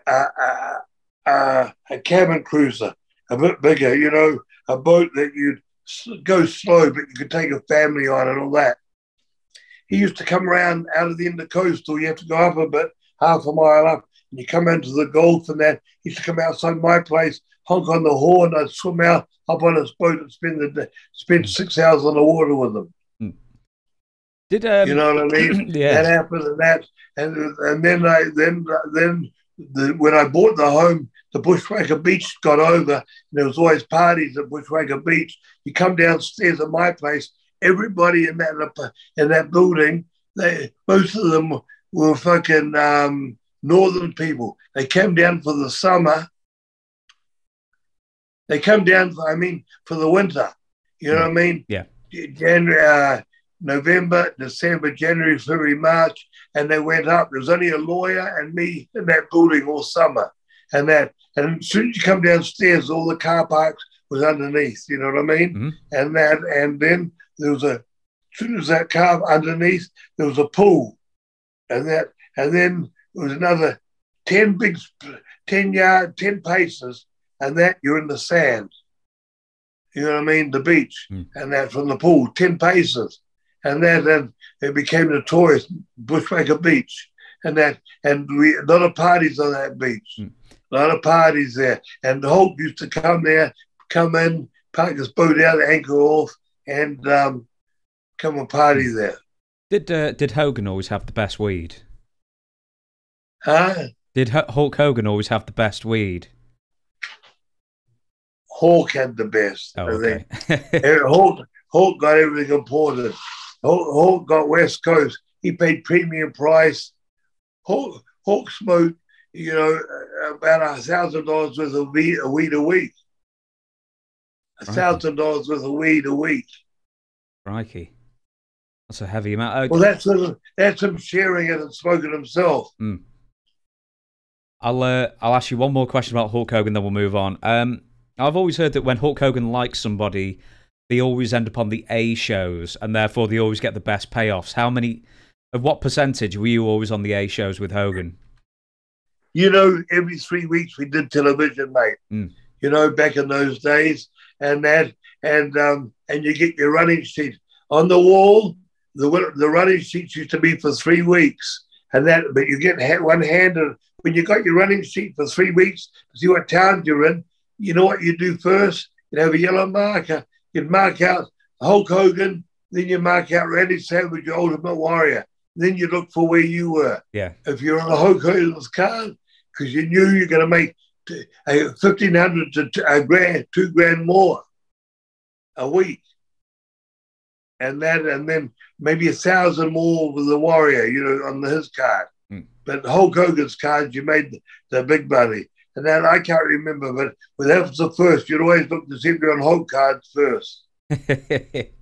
What percentage was it that you were on Hulk's card or B or C towns? Mate, you go, I had 15,000 matches under my belt, 15,000 plus. I can't remember things like that, mate. Don't worry about it then. I'll tell you what, then we will move on to the main event, as it were. I call it the firing line. I'm just going to give you some names, and you just tell me what you think about them, maybe throw in a story as well. That'll take us to the end of the show, and then I will thank you for your time. And the first one, I've got so many names here. The first one I'm going to give you is Dr. D. David Schultz. Dr. C. When David was there, I wasn't there. He had gone when I left. I met David Schultz when I was working for the Fullers out of Pensacola, Florida, and he was a tough guy. He only came in for a week because he'd been over there before. He was from Tennessee, and the Fullers ran down out of Pensacola for half a year, maybe 3 years. Then they would go and run out of Knoxville for 3 years. You know what I mean? Close one territory down and go to the next. And I only met him around him for a week, but he was a tough guy, no nonsense, and a good worker. Speaking of a tough guy and a good worker, Adrian Street. Oh, that little cocksucker. Love Adrian and Linda to death. I still talk to him. He's back in Wales. Yeah, I interviewed him a few months ago as well. That was a great thing to do. Oh, mate. I met him in Tennessee. And him and Bill, we were brought in running against the Fabulous Ones. And they had Jackie Fargo in the corner at the start, who was the superstar all over that era. And that Adrian come in and Bill worked with him because Bill knew how to work Matt style and all that too. And Adrian, what a tough little bastard, mate. Tough little. I'm going to tell a story about Adrian in a minute. He come in, and I got him to move to Pensacola. He asked me where he think moved to retire in the States, and I says, well, if you want 2 seasons, not a heavy winter season, but it's has autumn and winter, Pensacola, and he bought a home there. Then he bought a block of apartments there, and he was bringing guys from England and Europe over, training them. Linda would make and he put a gimmick on them. Linda would make the outfits and stay in his apartments.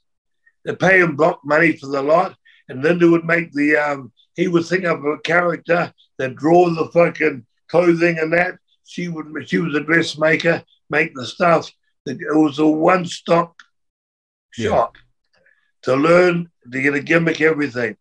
Now, A lot of stories. A lot of stories here. I had one in Tennessee, but get to Texas. Texas is rednecks, right? We're in Austin, and you know, one fan yelled out, "You little cocksucker," to him or something like that, and come over the rails to get him. Adrian grabbed him by the hand, and had that a big rough redneck, you know, about 250, and that what was Adrian 210 at the most, yeah. And that big cocksucker he had on his hands and knees just by grabbing the hand, you know what I mean? He was like a John Foley like that. Well, they're both from the same schools, you know what I mean? Snake and that big redneck was on the ground. Now, Odessa, Texas. Odessa, Texas. We had just he had worked. You know, he had two little bobtails on either side when he worked, right? And then they would do put the makeup on and the lipstick, and they have two bobtails. He's coming back after every match, every night. He'd sit in a chair, Linda, my hair. You know, he was nasty. Linda, before she couldn't piss anything, he had to undo the rubber bands and let that hair loose, right?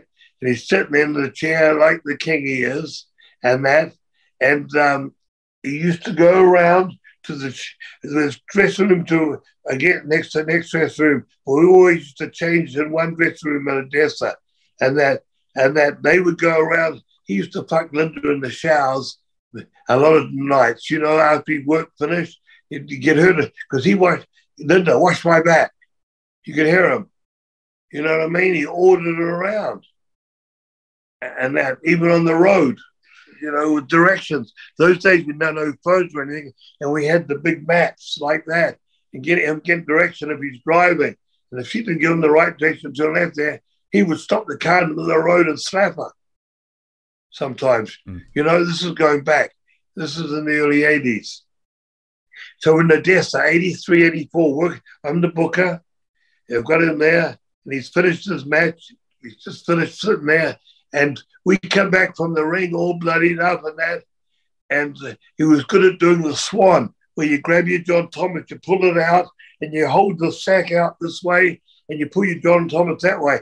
So it looks like a swan driving, you know, flying, a swan flying. Yeah. And he says to Butch, speaking the mic. Butch, he wrote this in his book. Butch goes down and chomps on the end of his dick. Oh, God. You know, Butch was all sweaty. You know, Butch was the last. Butch was Butch. He would anti-fucking gay or anything. Like Adrian. Adrian was anti-gay. Anyone got personally like him, he'd fucking beat his ass. That guy was strong. You know what I mean? Naturally strong. And he was a great piece of talent. He was an artist. You know, paintings. He did his own art galleries in Pensacola. Hired the building. Did his own galleries. He could write music. He could sing. His son used to come over with a band to California to do recordings. He'd write the music, set the studio up by studio time, and his son's band record. You knew about that? Yeah. Yes. There's something strange about a cowboy. There's something strange about a cowboy. That's a song I've heard by him. Yeah, but his son's band too. You know what I mean? Yeah. And that you know, Adrian was just talented. There's no end to it. And that chopping, he wrote about that chopping on the dick about Butch in his books and everything, his documentary, everything. I will move on then. Next one, Rocky Johnson, Sweet Ebony Diamond. Okay. I first met Rocky Johnson in 1975, 76. Okay. He met his wife, Atta, not his last wife, Rock's mum, in San Francisco. Peter's there working in San Francisco on top and in that territory. And he came in and they put him in a tag team. That's where I think I mentioned yesterday. They groomed him. Ray Stevens and Pat Patterson groomed him. You know what I mean? Yeah. And he came in there, and then he came down to New Zealand. Peter's down in New Zealand doing a big show, and that against Harley Race for the World Championship. Peter had a home. Peter's The Rock's grandfather had a home in New Zealand, and he's there doing a big show and that. And Rocky's down there now working full time. He come down here for 6 months or maybe a year. He's working for the New Zealand promoter Steve Rickard, and the Rock is 7, like a matchstick with a big afro. And that Butch and me come home to work against Rick Martel and Rocky Johnson, and that big show. It was in a speedway track, and that first time we ever had wrestling there in Auckland, New Zealand, Western Spring Stadium, and there I remember that, and that drew the biggest crowd at that time there, and we worked against Rocky Johnson and Rick Martel. I met him there. That was 75, 76, because we just finished working for Stu, 76, right? And then the next minute, in 80, I finished for Elton Owens, and Elton Owens sent us to NWA out of Charlotte. As I mentioned to you before, the old man, Jimmy Crockett's dad, Senior, and Elton, Don Owens, and Vince McMahon Senior, they were all good friends with Stu Hart. And so we're down there, and Ebony Diamond was down there. You know, Rocky Johnson working as a Sweet. What was he working at? He did that in Mid-Atlantic, Sweet Ebony Diamond. He was under a mask there. Yeah. So there we started working with him. And I think the belts were put on us the second week there, and that in that territory, the Mid-Atlantic belts, the pacifier belts, the world champions were Ray Stevens and Jimmy Snuka. We had the pacifiers, and we dropped the fucking pacifiers, I think it was to George Wells and Ebony Diamond. So I worked a program there with him there. And then I ran across him a lot of times. I had a restaurant in the 90s by the Buccaneer Stadium, and him and Atta used to come in there to eat. You know what I mean? And when The Rock started, Dwayne started for WWF, we were leaving. You know what I mean? Stone Cold come in about 6 months earlier. He wasn't Stone Cold then. He was, Stone had another couple of names. Anyhow, when Rocky come in, I see when Dwayne came in, I saw Rocky a few times then and now. So I'd known him since 75 and that and been around him. Now, I hooked him up in the end. Jimmy Hart and me are working for this promoter out of New York who does all the baseball players. And Rocky was around, and he said, who else can I bring in with you? And of course, I thought, well, here's a name that all the New Yorkers remember, because Rocky Johnson and Tony Atlas were the first black ever tag team for Vince Sr., Vince Jr. So I said, Rocky Johnson. So Rocky started traveling every month. We'd do a show, a card signing for fucking this guy out of New York. And so this week, it's the third time we're doing it. I called Rocky on the Thursday. I said, as his wife got the tickets and everything, and he said yes. And he said, I'll see you at the airport. Dwayne's put a horse farm for him just away, 15 minutes, 20 minutes from Tampa Airport, right? And I'm at the airport Saturday morning, no Rocky. Oh, the month before, he arrives at the airport with a walking stick. Jimmy and me are waiting there. He arrives with a walking stick. We ask what happened. He says, my horse kicked me in the leg. It must have been a hell of a kick because he was limping. And he had a walking stick. Why would you carry around a walking stick if it weren't hurt? And we told him straight away, especially Jimmy said, go to the hospital and get checked.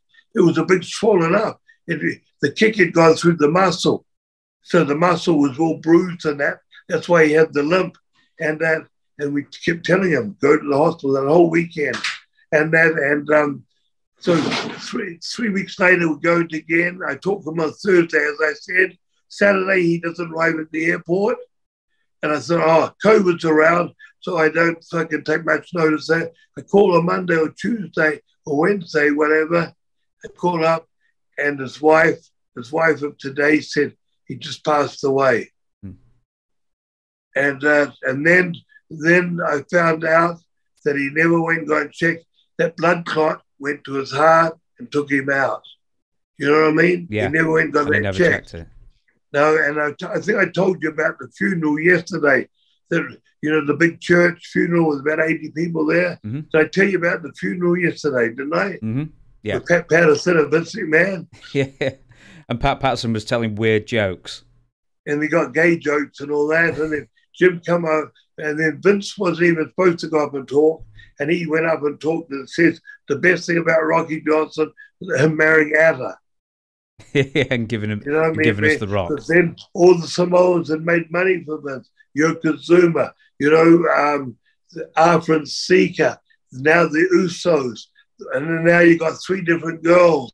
You know what I mean? And the guy that when Vince did the hair match against Trump, the big Samoan there. Umaga, he was from Arthur and Sika's sister, their mother. He was from that, like Rikishi from that. All that, I know his family. That's why Vince, that's all Vince said. The best thing about Rocky was he married Arthur and he left the stage. I'll give you a few more then, and then we'll close it down. Who am I going to give you? Let's say David Von Erich. David Von Erich. Only time I met him was in Japan. His second tour or the first tour to Japan. I think the first tour was with his dad. The second tour, him and the only Von Erich alive at the moment is Kevin. Yeah. They were, you know, David was the oldest, Kevin's the oldest, David was the second best. And then the third week, they were going nuts. They'd run out of pills. You know, you heard about the Von Erichs and the drugs, right? Yeah, definitely. That was the end of the family. And then David was going to be groomed to be the NWA champion. Did you know that? Yeah, that's something I've heard as well, yeah. And we're over there. And what a beautiful guy. Fucking Kevin, the wildest and the craziest, still alive. I know sometimes that's how it works out. Like for my next name, Iron Sheik. Khosrow. I met him in 1981 or 80 when I went to NWA. That's when the gasoline went over $1 for the first time in USA. And George Scott was the booker, and they had the North American belt on him, single belt. They had the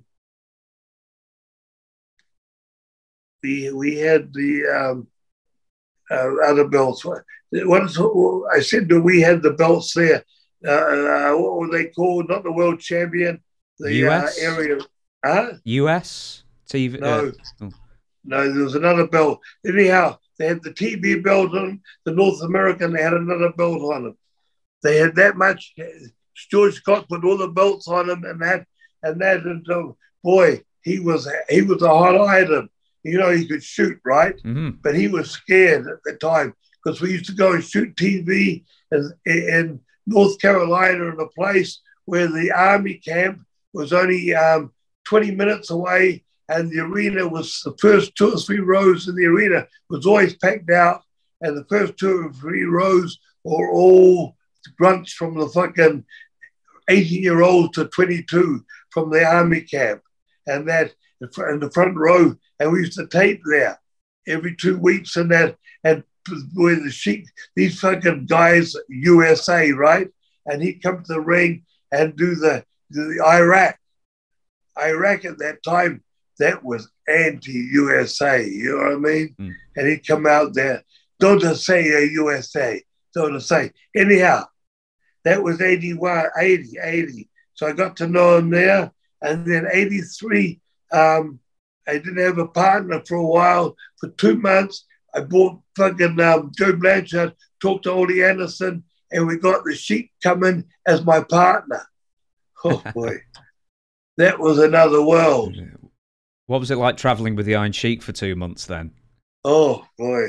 And watch him hump. That was another world. He rode these women like camels. Oh, yeah, that you just give cheeky baby some honey, and he'd be humping from behind. The Sheik was something else, mate. And of course, you know, the steroids. But I seen them now. That was in the 80s, 83. You know what I mean? I worked with them. And we did 4-way chain matches with a hoop, a chain going out that way, chain that way. Boy, you know, you try to keep the two heels on top, the two baby faces on top. You never with the Sheik. He'd be on the top, I'd be on the bottom. Then I get on top to join him on top, and he'd get on the bottom. You could never get him to work anyhow. Then I came with him again in WWE, you know, WWF and that. And we'd go to colleges, you know, in the arenas of colleges, the 12,000 people. In the afternoon, they get the college guys, the big amateur wrestlers, 260 pounds. Now, he's getting on now. This is in the mid-90s with a big drum and that. He could take one amateur after another and make them submit. Really? Yeah, he was still great, you know what I mean, when it comes to that. Okay. You've heard all the podcasts and all that stuff with the Sheik, right? Yeah. Yeah. I talked to him about a month ago. You know, he's in a wheelchair at home. He's in bad shape. Yeah. How's he doing up there then? Is he still sharp or? Yeah, but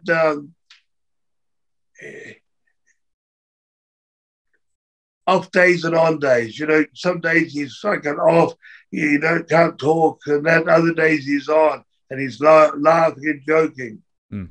One day, you know, the Berserker. Remember the Berserker? Yeah, John Nord. He was a tough fucking guy, John Nord.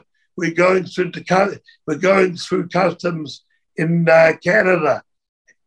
John Nord's here, Sheik's behind him. Sheik drops a fucking maybe a couple of grams into Nord's bag as they're going through. You heard this, right? I've heard something vaguely like it. So what happened? Yeah, going through, and then we go through. Now Nord's got about 2 months to go on a 10-year probation for something like manslaughter or, you know, something heavy. This Nord was a bad motherfucker, strong motherfucker. Beautiful guy, though, you know what I mean? Going back, you know, 8 years when he was wild, crazy. Now he's sort of, and that goes through. We get the other side and we get through, we get back to where the vehicle, fucking Sheik goes up to Nord, brother, let me get something out of your bag. He went into the bag and he pulled out his coat and the heaven saw this and that. And that's when fucking Sheik, they let Vince know straight away, and Sheik was turned around and sent home then. Mm. You know what I mean? Yeah, I suppose. And you heard the story too, when Vince said you're positive. Oh, great Daddy Vince, shaking Vince's hand. Thank you, Daddy Vince. Thank you. Jim Lawrence calling you. TACW training. Jim Lawrence. He's just gone. Okay. Anyhow, thank you, Daddy Vince. No, you're positive. Oh, thank you. And no, you have coke in your system. Oh, Don Morocco, he gave it to me, Vince. Don Morocco, he gave it to me, Vince. Oh, no. I'll tell you what, because we're about to wrap up, I'm going to give you one more name, or actually two more names, because it's a tag team. Hercules and Paul Roma. The black and white minstrels. Hercules, I met him in Florida in the early 80s. I had him working down in Puerto Rico for me. And we did St. Croix, St. Kitts, Trinidad and that, and he got caught throwing. We come out of the bar at 5 in the morning, and he threw a can into a ditch. Police were there. They grabbed him and booked him for being littering and that. And then they put his name into the system. This was 83 or 84, put his name in the system, and he came up that he had assaulted a guy in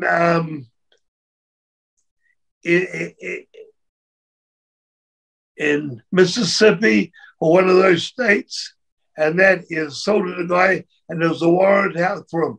Now, the guy that he assaulted, his uncle was a judge in that area.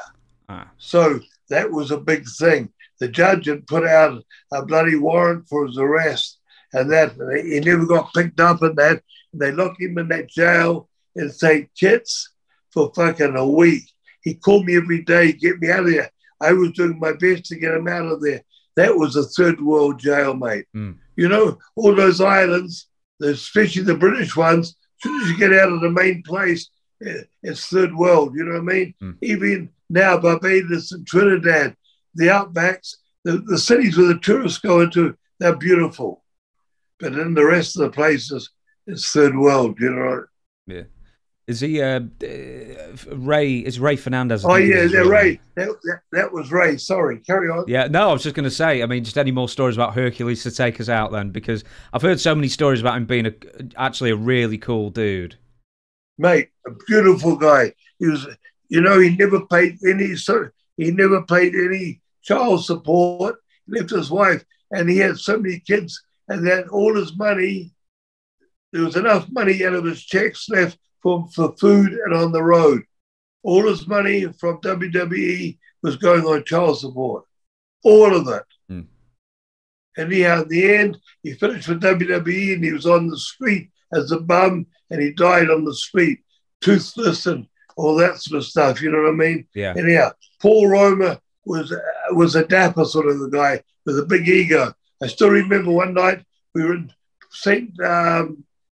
Fort Lauderdale or West Palm, and we got there early and we're all laying down in the resting room on the floor. And Paul Roma went to come in. He said, "Is there any room for me to lay down here?" And you can lay down, Paul, but leave your ego outside the room. You know, Paul Roma had an ego. Even when they're the Italians, Paul Roma and his partner, the Italian guy, they never go on. Jimmy Powers. Jimmy Powers. There you go. Jimmy Powers. Jimmy Powers was Paul Roma was young then, much younger. I see him now; he's a different man. But then he was young and full, you know, great body, good-looking guy, and that. But you know, his shit didn't stink. You know, good worker, but you know, that's how he was. Yeah, he knew it. I'll tell you what, that's as good a time as any to stop. I heard some crying in the background as well, so someone's baby was having a strike there as well. But before I let you go, and it's been a pleasure talking to you for 4 hours now over these last 2 days. Do you want to give us some plugs? I know you've got a book coming out soon. Anything you want to get out there? I'm going to give you the Bushwhacker spear there, guys. Whoa! The end of February, end of August, we have blood, sweat, and cheers. The blood and the sweat is the sheep herders, and the cheers is the WWF. These are stories about Butcher Me starting up from a little country of 3 million in New Zealand, where two boys come from nowhere and make a big time in the US and in the world. And that. This book tells us when we drove through the jungle while the war was going on, listening to guns in the background, da-da-da-da, high on Thai steak, right up to when we went inducted in WWF. And there's stories about us being in South America and what is it called now? The bad guys, but all in camouflage, coming on the guerrillas.